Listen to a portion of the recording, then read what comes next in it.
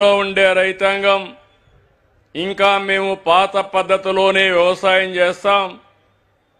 ఎప్పుడు చూసినా గవర్నమెంట్లే ఆదుకోవాలంటే కొన్ని గవర్నమెంట్లు ఆదుకుంటాయి, కొన్ని గవర్నమెంట్లు ఆదుకోవు. దానివల్ల రైతు భవిష్యత్తు ప్రశ్నార్థకంగా మారుతుంది. ఈరోజు కేంద్రంలో రాష్ట్రంలో ఎన్డీఏ ప్రభుత్వాలు ఉన్నాయి, డబల్ ఇంజన్ సర్కార్ ఉంది.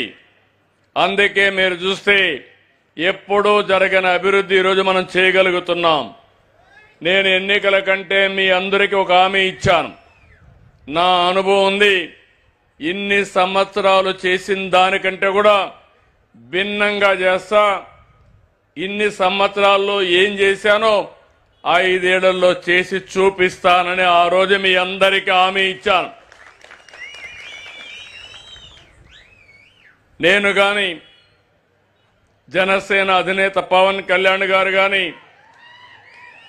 అదే మారిగా బీజేపీ ముగ్గురు పొత్తు పెట్టుకున్నామంటే విధ్వంసమైన ఈ రాష్ట్రాన్ని పునర్నిర్మాణం చేయాలని, అన్ని రాష్ట్రాలతో సమానంగానే కాకుండా అన్ని రాష్ట్రాల కంటే ముందుండాలని ఆ రోజు ఒక మాట చెప్పాం.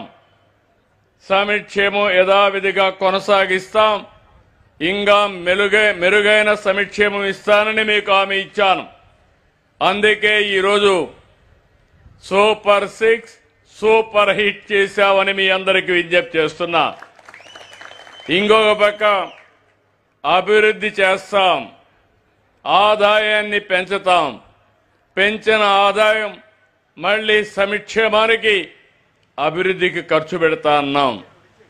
ఈ రెండు సాధ్యం కావాలంటే ఇంకో పక్క సుపరిపాలన.